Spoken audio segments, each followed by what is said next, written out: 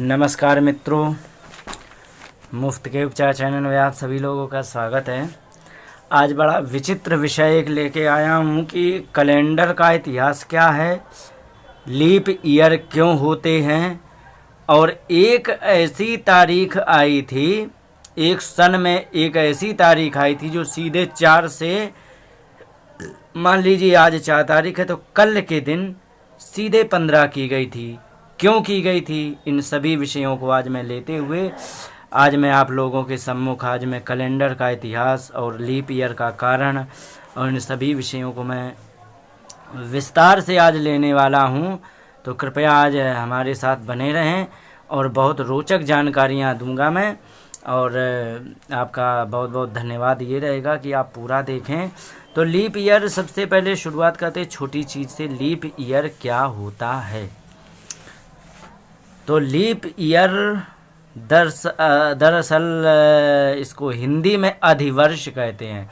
अधिवर्ष शब्द का अर्थ ये होता है कि वह वर्ष जिसमें हमें क्या कहते हैं, वो वर्ष होता है कि जिसमें या तो महीना अधिक जोड़ना पड़े या फिर हमें दिन अधिक जोड़ने पड़े, ये होता है अधिवर्ष। अधिवर्ष माने अधिक वर्ष। तो अधिक मास भी कहते हैं इसको, लेकिन इसमें तो अधिक मास नहीं होता, इसमें अधिक दिन होता है। लीप ईयर का मतलब अधिवर्ष उसको कहते हैं। तो इस प्रकार से इसमें ये होता है। आखिर क्यों होता है?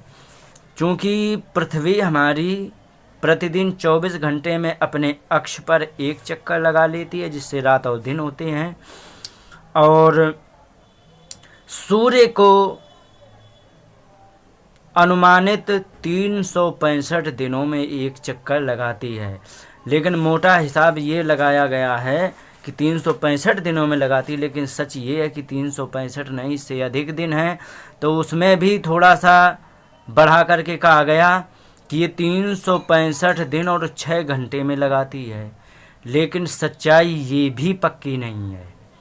इसके बारे में मैं बताना चाहूँगा। सच ये है कि 365 दिन और 6 घंटे में नहीं लगाती है। ये 365 दिन 5 घंटा 48 मिनट और 46 सेकंड में इसका चक्कर पूरा होता है। अब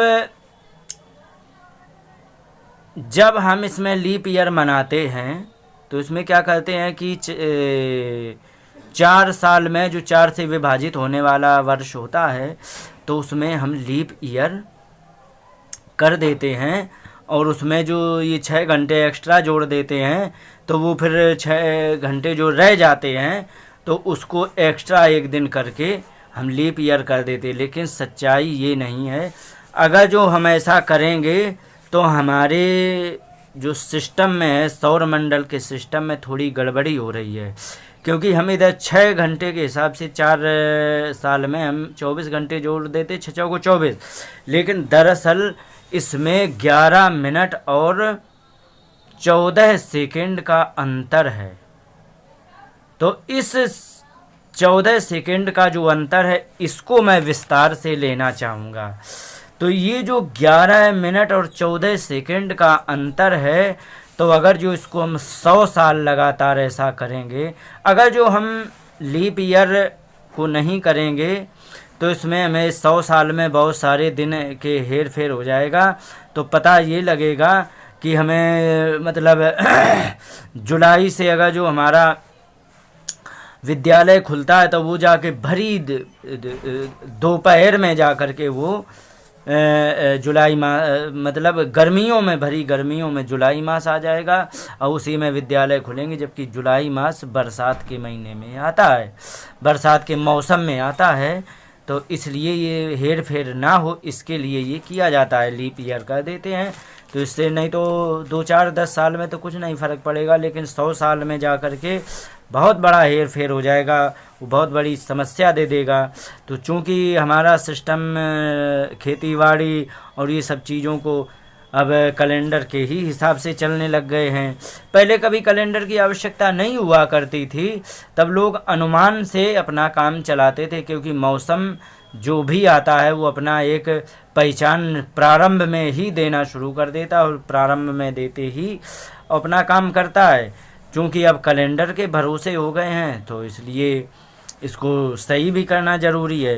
तो अगर जो हम हर साल में अगर जो हम चौथे साल में एक लीप ईयर कर देते हैं तो उससे क्या है कि बहुत बड़ी समस्या क्रिएट होती है। बहुत बड़ी समस्या ये क्रिएट होती है कि हर साल में अगर जो हम 6 घंटे जोड़ करके बात बराबर कर रहे तो हमारे पास कुछ समय बच जाता है और वो समय है हमारा लगभग 11 मिनट और 14 सेकंड का। अगर जो ये हर साल हेर फेर इतना का होता रहेगा, क्योंकि ये प्रतिवर्ष इतना होता, 6 घंटे जोड़ा जाता है, प्रतिवर्ष ये 11 मिनट और 14 सेकंड का अंतर हो जाता है। तो 100 साल में मैंने जब गुणा किया है तो ये टोटल बन जाता है 18 घंटे 25 मिनट और 33 सेकंड का। ये अंतर हमारे सामने निकल के आया। अगर जो 100 साल लगातार करते हैं तो ये अंतर बन जाता है। तो ये क्या, ये समय घट गया क्योंकि हमने 6 घंटे जोड़ रहा हूँ और 11 मिनट कम हमारे पास आ रहे, तो ये 18 घंटे ये और 25 मिनट और ये 33 सेकंड हमारा समय घट गया। तो ये जो घट गया तो इसमें एक और फिर नियम निकाला गया कि वो संख्या जो 100 से विभाजित हो जाए, 100 से विभाजित हो जाए का मतलब 1800, 1900 ये जैसे संख्या है, 1700 ये जैसे संख्या हैं, तो ये जब आ जाए एक बार तो उसमें लीप ईयर नहीं करेंगे। अब जब हम ये लीप ईयर नहीं करेंगे तो ये 18 घंटा उसमें मैनेज हो गया, लेकिन दिन होता है 24 घंटे का। अब 24 घंटे का यदि दिन है और हमने 18 घंटे और 25 मिनट 33 सेकंड को मैंने कवर करने के लिए किया, तो हमारा अंतर फिर भी आ गया 5 घंटे 34 मिनट 27 सेकंड का।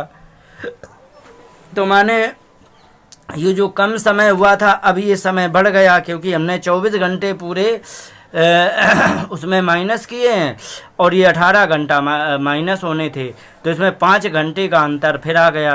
तब इसके लिए फिर एक नियम निकाला गया कि हम क्या करेंगे कि हर 100 साल में एक लीप ईयर नहीं करेंगे, लेकिन जो ये 5 घंटे बढ़ जाएंगे तो फिर हम क्या करेंगे कि हर 400 साल में, कब, हर 400 साल में, माने वो संख्या जो 400 से पूरी कट जाए, जैसे कि 1600, 2000, 2400।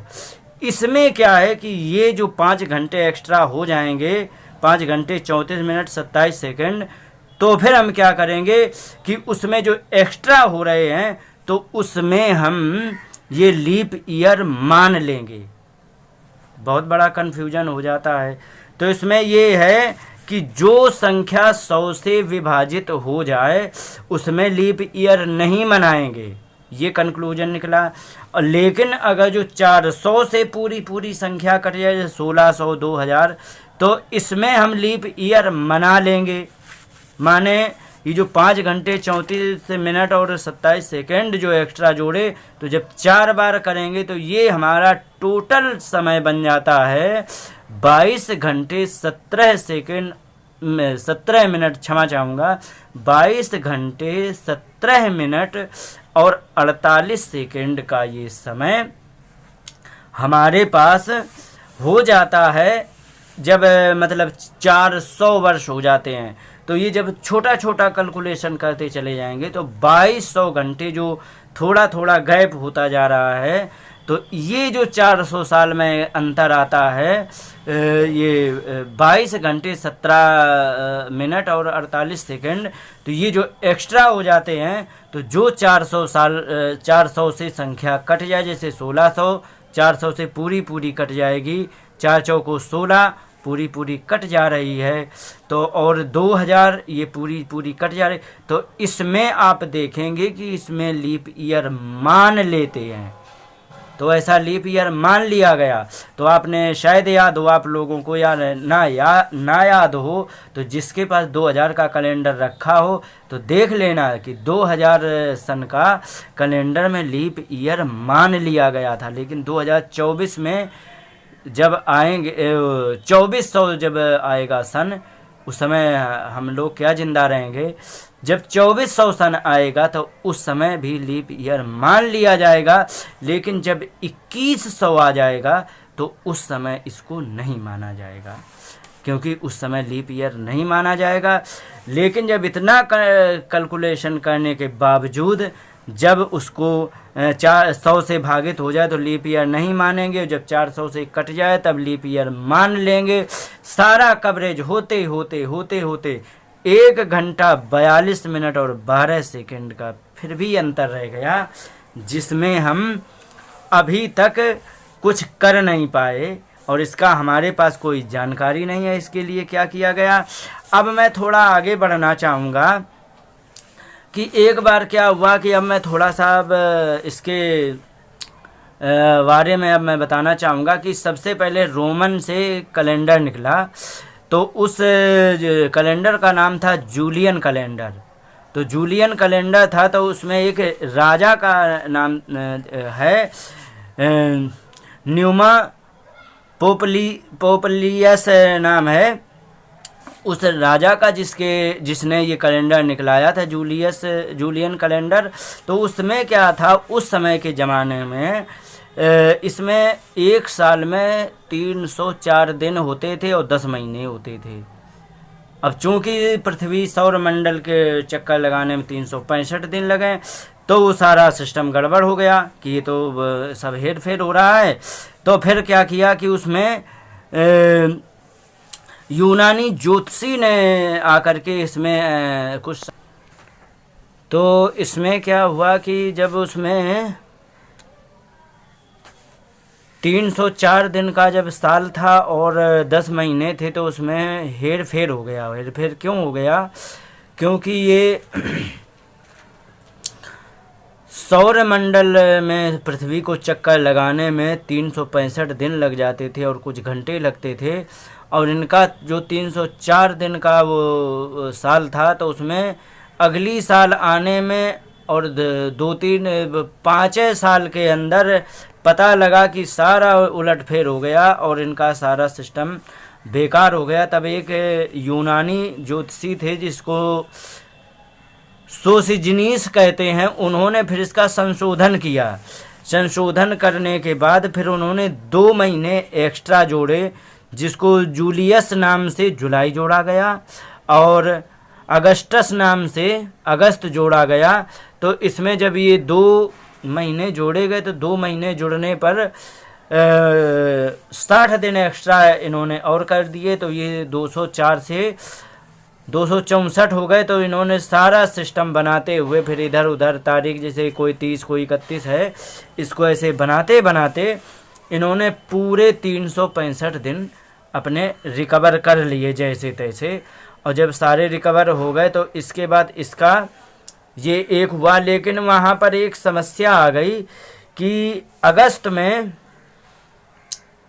और यही जो पंचांग है जिसकी मैं चर्चा कर रहा हूँ जूलियस, तो जूलियन कैलेंडर ये ईसा के 46 साल पहले इसको लागू हुआ था।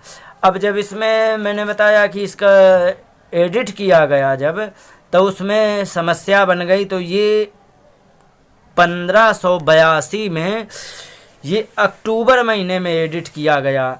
अब अक्टूबर महीने में जब एडिट किया गया तो उसमें क्या हुआ कि उन्होंने देखा कि ये सारा सिस्टम अभी भी 10 दिन का गड़बड़ है, तो इसलिए 10 दिन को अभी भी सेट करके सही से करो, जिससे कि पूरा मतलब मौसम और ये सब कुछ सही आ जाए।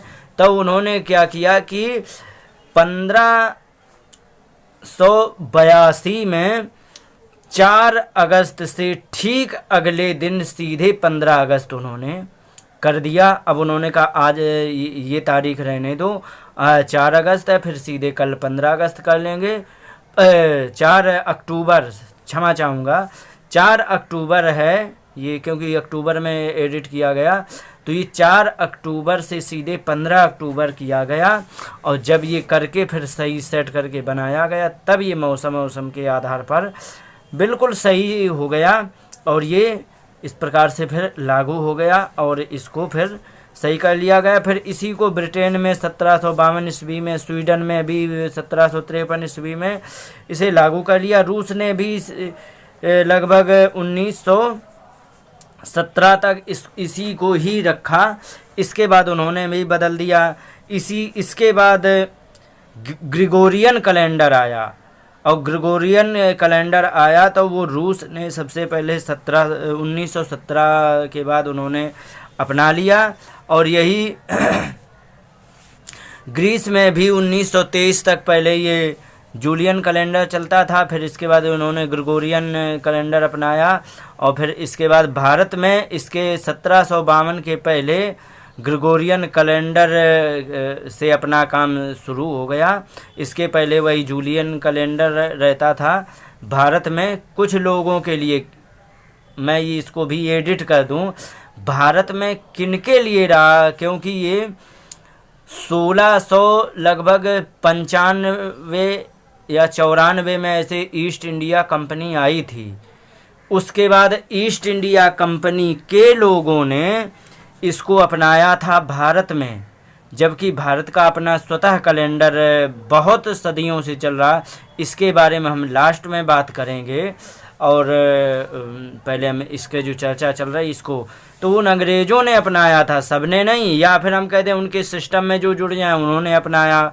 तो ये अंग्रेज़ों ने 1752 में के पहले जूलियन कैलेंडर था, इसके बाद इन्होंने ग्रिगोरियन कैलेंडर को अपनाया, और फिर माया सभ्यता के लोग भी थे तो इन्होंने माया कैलेंडर अपनाया, जिसमें 20 दिन का 20 दिन के 18 महीने होते थे। इस प्रकार से 18 दूनी 36, 360 हो जाते हैं, तो उनका साल लगभग कहीं तक ठीक हो जाता था, और 5 दिन इसमें एक्स्ट्रा जोड़े जाते थे, क्योंकि 18 दूनी 36, 360 दिन हो गए, लेकिन वो 5 दिन 365 दिन होते हैं। तो इसमें उन्होंने इसको पूरा करने के लिए 5 दिन इनमें अतिरिक्त जोड़े जाते थे, और ये 5 दिन अशुभ माने जाते थे माया सभ्यता वाले लोगों में। तो ये 5 दिन अशुभ माने जाते थे। ज़्यादातर ग्रिगोरियन कैलेंडर इस्तेमाल होता है। अब सब जगह देख लो, मैं ज्योतिषियों को अभी भी अलग कर रहा हूँ। ज्योतिषियों का केवल मोटा तारीख देखने के लिए बता देते हैं कि हाँ इस तारीख को, लेकिन सच ये ज्योतिषी अभी भी अलग हैं। तो लिखने को फॉर्मेलिटी के लिए पंचांग में तारीख लिखी जो जाती है ग्रिगोरियन कैलेंडर की, लेकिन वो फॉर्मेलिटी के लिए है, लेकिन हमारा सिस्टम थोड़ा अलग है, उसके बारे में बाद में बात करूँगा। और भारत में कैलेंडर जो है ग्रिगोरियन इस्तेमाल किया और इसी को मान्यता मिली। अब भारत में कैलेंडर का इतिहास सबसे पुराना है। इसमें क्या है कि इसमें संवत चलते हैं। संवत कैसे चलते हैं? संवत राजा के अनुसार ही नाम दिए गए हैं। जैसे कि मैं बताना चाहूँगा कि सबसे पहला कल्पाब्द संवत होता था, इसके बाद सप्तर्षि संवत, इसके बाद सृष्टि संवत। अब सतयुग में ब्रह्म संवत, जैसे कि अभी इस समय विक्रम संवत चलता है ना, ऐसे संवत सब हर युग में अलग अलग हैं। तो सबसे पहले सतयुग में ब्रह्म संवत जाना जाता था। जैसे विक्रम संवत कि ब्रह्म संवत इतने हजार इतने, ब्रह्म संवत इतने हजार इतने, ये है। इस प्रकार जैसे कि विक्रम संवत 2000 और आदि आदि आगे जोड़ा जाता है, जो भी है। तो इस प्रकार से सतयुग में चलता था ब्रह्म संवत, त्रेता में चलता था वामन संवत, परशुराम संवत और श्री राम संवत। ये 3 संवत चलते थे। अपने अपने अनुसार लिख लेते थे तो कोई फर्क नहीं पड़ता था। अब द्वापर में युधिष्ठिर संवत चलता था और कलयुग में चल रहा है विक्रम संवत। तो कलयुग में इस समय विक्रम संवत है, तो अब इसी से विक्रम संवत ये, विक्रम संवत वो, ये चलता रहता है। तो कोई फ़र्क नहीं है। तो इससे ये इस प्रकार से अलग अलग युग में अलग अलग ये होते हैं। तो भारत में कैलेंडर सुधार समिति ने 1952 में 30 से अधिक प्रकार के कैलेंडर लिए, और लेने के बाद जब भारत आज़ाद हो गया नेहरू के उसमें ज़माने में, तब उसमें सबको मिलाया गया तो शक संवत और विक्रम संवत को ही मुख्य माना गया कि हम शक संवत मानेंगे, विक्रम संवत मुख्य मानेंगे। और पंचांग में विक्रम संवत ही लिया गया है, जिसमें कि हम जानते हैं विक्रम संवत ये आप सब समझते हैं। और विक्रम संवत की एक बड़ी विशेष बात ये है कि विक्रम संवत में दीपावली से प्रारंभ होता है, लेकिन पंचांग में ऐसा नहीं होता, वो तो चैत्र से चालू करते हो, तो उसके बारे में भी आगे बताऊंगा। तो प्रारंभ होता है विक्रम संवत में 57 ईस्वी पूर्व 23 फरवरी से प्रारंभ हुआ था। विक्रम संवत जो है ना, राजा विक्रमादित्य जो उज्जैन के राजा विक्रमादित्य थे, तो उन्होंने 23 फरवरी को राज्य ग्रहण किया था, राज्याभिषेक कह सकते हैं, राज्याभिषेक किया था उनका। तो उस दिन से साल को प्रारंभ माना और उन्हीं के नाम से विक्रम संवत इसको कहने लग गए हैं। तो इसको 57 साल पहले इसको लागू किया है ईस्वी से। ईस्वी माने आज ईस्वी चल रही है 2020 ईस्वी, और उसके भी 57 साल पहले, तो 2020 में 57 और जुड़ेंगे, तो माने ये विक्रम संवत 2078 है, शायद 78 ही होना चाहिए। तो ये 78 है या 77 जो भी है, मुझे पर कन्फर्म याद नहीं है। तो इस प्रकार से हम इसे लिखते हैं। और उत्तर भारत में ये चैत्र प्रतिपदा से इसको लेते हैं। तो चैत्र प्रतिपदा इस समय हम उत्तर भारत में, उज्जैन है और ये उत्तर भारत में, तो हम लोग चैत्र प्रतिपदा से लेते हैं।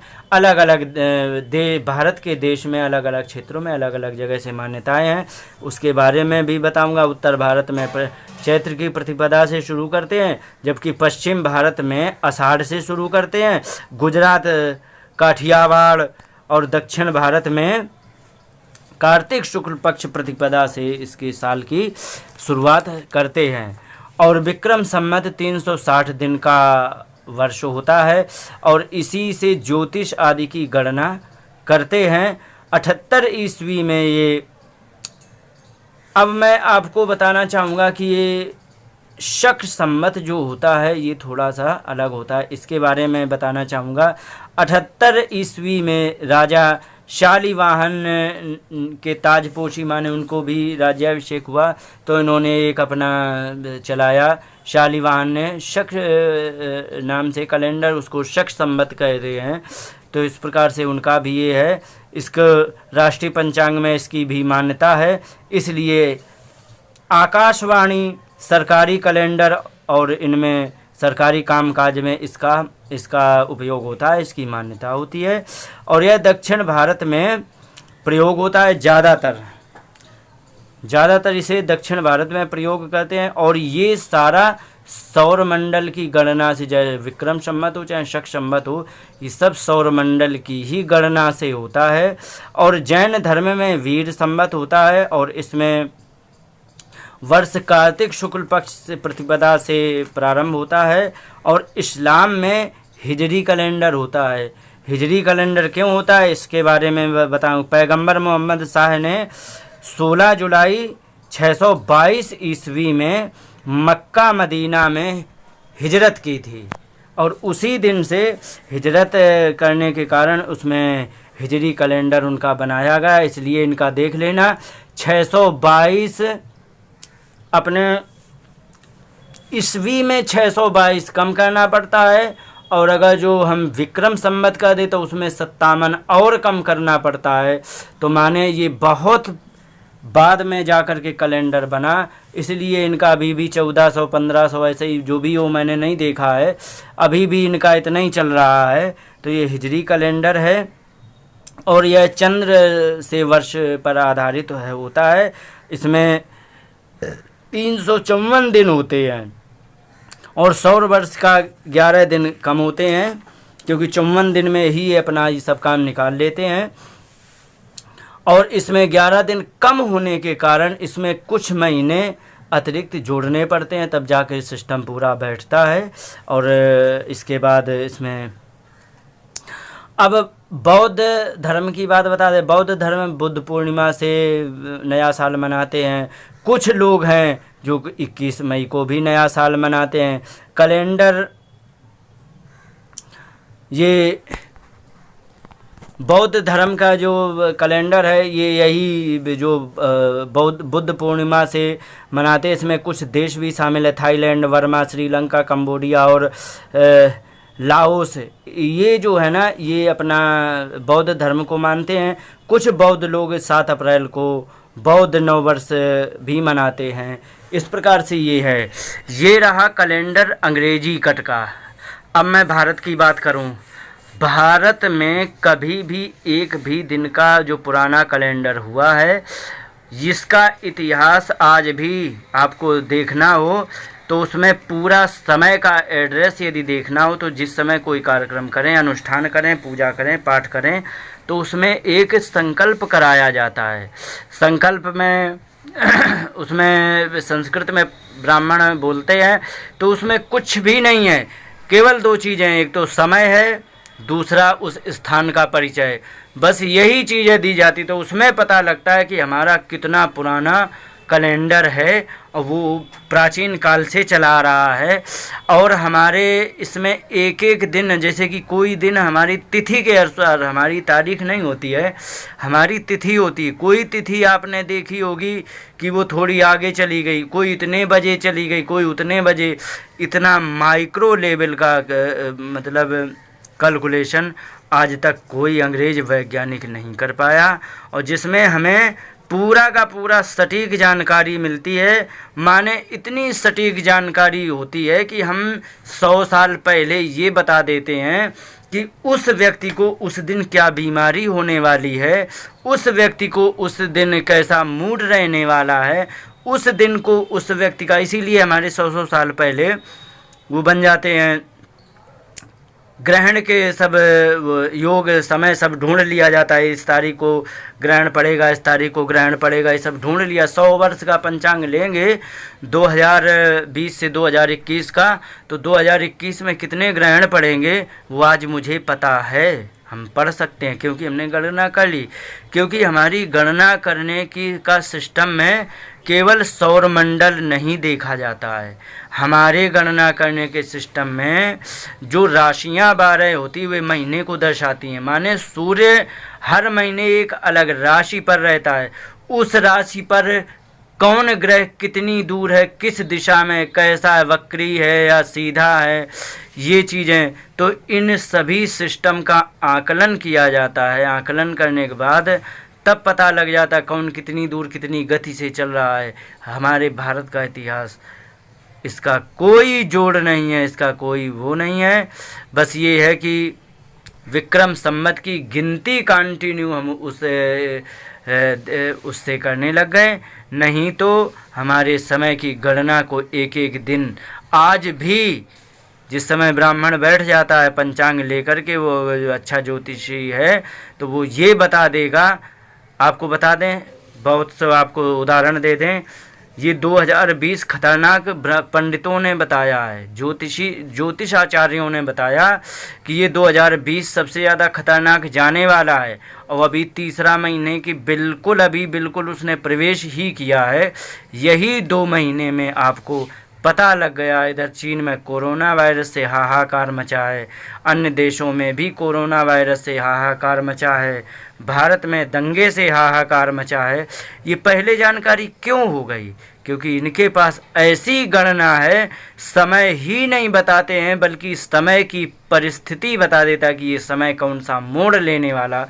इतनी गणित किसी के पास नहीं है सिवाय एक भारत के वैज्ञानिकों को छोड़ के। इसीलिए हमारा देश महान है, इसीलिए हमारे भारत के हर विद्वान आदरणीय हैं। इन्हीं शब्दों के साथ बात को विराम देते हुए नमस्कार, जय हिंद। आज मैंने पंचांग के बारे में विस्तार से बताया, काफ़ी गणित बताई। हो सकता है आपने अभी तक वीडियो देखा, इसके लिए बहुत बहुत धन्यवाद। और इन्हीं शब्दों के साथ बात को विराम देता हूँ। नमस्कार, जय हिंद।